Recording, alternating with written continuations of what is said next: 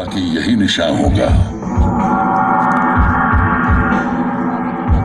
मैं एक infantry rifle का बेयोनेट हूं और आज आप सभी का जैसलमेर वॉर म्यूजियम के इस आंगन में हार्दिक स्वागत करता हूं।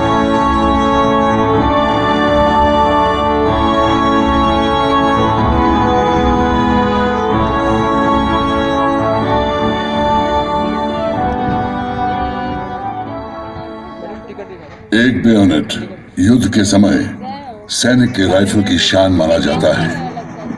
मैं हमेशा राइफल के बैरल के आगे वाले हिस्से पर लगा रहता हूं, जिसके कारण मैंने युद्धों को सबसे करीब से देखा है और इसी कारण मुझे स्वर्ण नगरी के इस युद्ध संग्रहालय के बीचों बीच स्थापित किया गया है, ताकि आने वाली पीढ़ियों को जांबाज सैनिकों के अद्भुत शौर्य की गाथाओं का आंखों देखा मंजर बयां कर सकूं।